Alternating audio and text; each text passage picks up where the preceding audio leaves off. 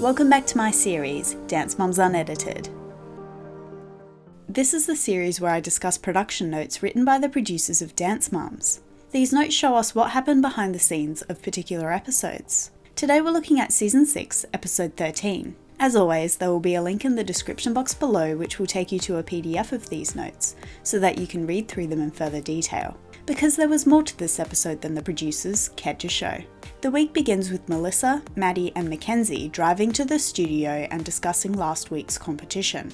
Mackenzie says that she feels bad for Bryn, but Melissa interrupts her, saying that she doesn't want to talk about Ashley, let alone be on a team with her. Maddie and Mackenzie seem stressed about being on the team, but they express excitement about the outside opportunities that they can focus on instead. Jill asks Kendall if she wants to go to an audition later in the day, saying that they will need to get permission from Abby. Kendall seems nervous and claims that she will decide whether or not to go after Pyramid. Gianna leads the girls into the studio to start stretching. Holly calls Ashley out for storming out of the competition right after Bryn received her team jacket.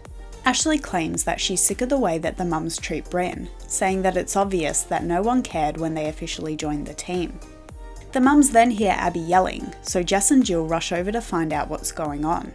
They find Abby's hair and makeup artist, Diana, running out of the studio in tears because of Abby's horrible behaviour towards her mother, Karen.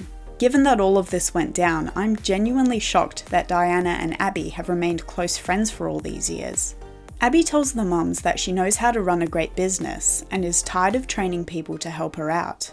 When she says that she wishes the mums would help her, Jill reminds her that she has volunteered for her before, only to be yelled at. Then two of Abby's male assistants enter, quitting because they can't deal with all the pressure that Abby puts on them. In response, Abby claims that they were given the opportunity of a lifetime, and questions why they couldn't do their job right. The mums take the boys outside and assure them that they are very hardworking, but Abby can't even manage herself. The boys say that they uprooted their lives back in Palm Springs to work for Abby, and that they rely on the ALDC to pay their bills. Abby then walks outside, yelling that attorneys will be involved, which causes the boys to cry.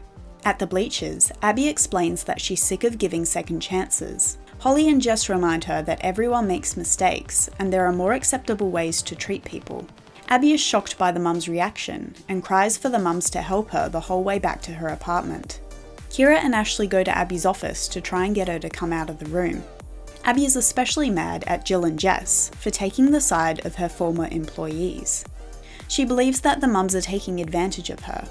Eventually, Abby agrees to leave her office and begins Pyramid. She congratulates Bryn for becoming a member of the ALDC, reminding Ashley not to walk away from the team again. Ashley claims that she's sick of the mums talking about Bryn. Jill and Melissa insist that Ashley was the one who brought up the idea of the competition being rigged. Ashley yells that it's all over social media.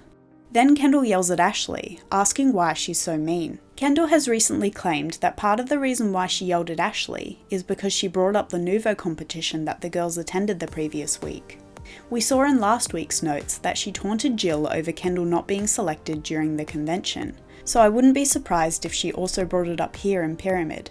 Full story, you yelling at Ashley. I mean, we went to a convention like that weekend, or maybe that like Monday before Pyramid, and you know how they always do like pull out groups, they'll call people out and do it, you know, in a smaller group for everybody to watch, and I didn't get called out. And so she brought that up out of nowhere. The girls and mums run out of the studio, and Ashley takes Bryn into the den. Meanwhile, Jill and Kendall leave the studio. Abby is surprised to find out that Jill and Kendall are going to go to an audition. This seems to align with what Ashley has claimed, saying that Jill and Kendall wanted to leave to go to an audition this day, rather than simply storming out because they were upset. In the den, Bryn says that the mums are terrible because no one ever sticks up for her. She says that the mums talk about her all day, and yet Ashley is the only one who gets yelled at for talking about the kids. Mackenzie comforts Bryn, reassuring her that the girls will be there for her, even when the mums are acting crazy. Everyone goes back into the studio, and Melissa reveals the pyramid. Abby joins them and explains that Bryn is on top, followed by Kalani, Mackenzie, Nia, Maddie, Kendall, and Jojo, who was on the bottom. She assigns Kalani a solo called The Ultimatum, which was changed to My Fred Astaire for the sake of the show. Mackenzie gets her solo All I Want, and Bryn receives her Star Wars themed solo The Force Awakens. The group dance is a tribute to David Bowie, which was originally titled I'm Only Dancing. Abby tells the girls that they will be rehearsing in a studio in Las Vegas this week, and teases that she has an exciting surprise. The surprise is never brought up again this week, so whatever was organised to surprise the girls, I suppose it didn't pan out. At the bleachers, Melissa calls Jill to make sure that Kendall's okay. Jill reports that she and Kendall are sitting on the side of the road because their car ran out of gas. Melissa asks if they will return tomorrow, and Jill says that she'll have to talk to Kendall about it, since she doesn't support Ashley.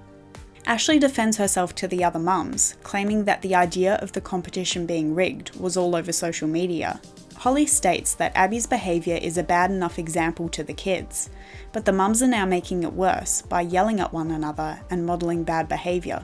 Abby explains that Jill and Kendall should have stayed at the studio, claiming that years ago she told Melissa to never let other people determine her children's fate.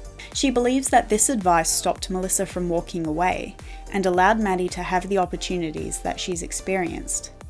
The mums then ask Melissa why she was late earlier that day. Melissa explains that they were talking about Maddie and Mackenzie's futures on the drive to the studio. She explains that Maddie will be with the team this season, but she is already working under multiple contracts. The day concludes with Holly and Nia also leaving early to attend an audition. The following day, Abby takes Maddie to Sal's diner. She can't believe that 5 years ago they were there for lunch, and she predicted Maddie's success in Hollywood. She claims that Maddie has made a name for herself as a dancer, actor, and soon-to-be singer. Well, the singing part didn't really happen, unless you count the tiny bit of singing that Maddie had to do for Sia's movie. She then informs Maddie that throughout her competition career, she has had 70 wins and only 17 losses. Back at the ALDC, Jill and Kendall are nowhere to be found.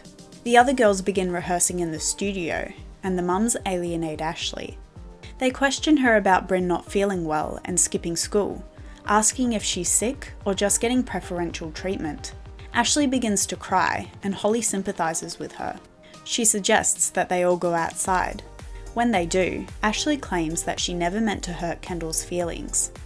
The mums believe that Kendall yelling at Ashley was uncalled for, saying that it's okay for her to voice her opinion, but yelling wasn't an appropriate way to do so. When Kendall and Jill arrive, Kendall says that she wants Jill to work together with the other mums to make Ashley leave the team. She reminds her mum that this is their studio and they were here first. Jill informs her that they can't make Ashley do anything, so Kendall just needs to stay strong. Ashley apologises to Jill, saying that she never wanted to hurt Kendall. Jill retorts that there's a difference between a true dance mum and a vixen who wants to be Maddie. Abby joins the mums and tells them that these fights are nothing compared to what Kendall will have to experience in Hollywood one day. During rehearsals, a large group of fans approach the studio windows, screaming and entering the costume shop. Abby directs the girls to follow her to help her sell products. The girls take photos with the fans and sign ALDC t-shirts for them to buy. Mackenzie and Jojo share to their social media that if people come into the store and spend over $20, they can take a photo with the girls. Abby reminds Mackenzie to upsell and informs the mums that the girls just sold $200 of her merchandise. Jess tells Abby that she can never again say that the girls don't help her out. The mums ask Kalani if she likes her solo, and Kalani reveals that Abby told her that she could give her a winning solo, or a solo that's different. But in the end she chose to give her a different one. The mums are surprised that Abby doesn't seem to care about winning anymore. Melissa explains that Maddie and Mackenzie have lots of new projects coming up. She admits that Maddie's opportunities wouldn't have happened without the team. The day concludes with Abby telling the team that Mackenzie will always be a resident of the ALDC. Just like J-Lo, Mackenzie's solo inspiration, will always be a resident of Vegas. She also claims that even though Bryn is part of the team, Ashley is still on probation. The next day, the ALDC arrives at the MGM Ballroom in Vegas to rehearse. Abby mentions to the mums that the ALDC has become a difficult workplace and that she needs to find someone dependable. Ashley apologises to Jill again for her comment this week.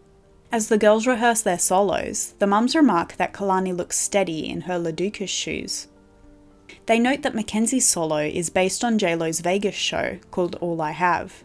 The mums are unsure about the group dance, but Holly says that anything is better than the ALDC commercial that they competed last week.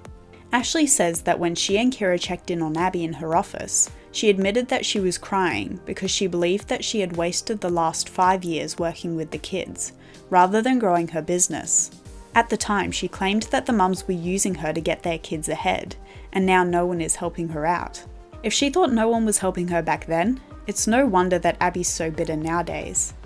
Competition day begins with the ALDC meeting a crowd that is cheering them on. Amongst them is Mary and Alyssa Owen, the mini duo who didn't show up 2 weeks ago. Abby ignores them on the way past. In the green room, the soloists get ready. Ashley and Kira are in agreement that while Maddie may be leaving, Mackenzie will be at the ALDC for the rest of her life. Jill remarks that none of them could have predicted that they would be doing this for 6 years. Jess thinks that Ashley should be nervous because Bryn's character piece is different from what she's used to doing. She hints that Abby is throwing Bryn to the wolves.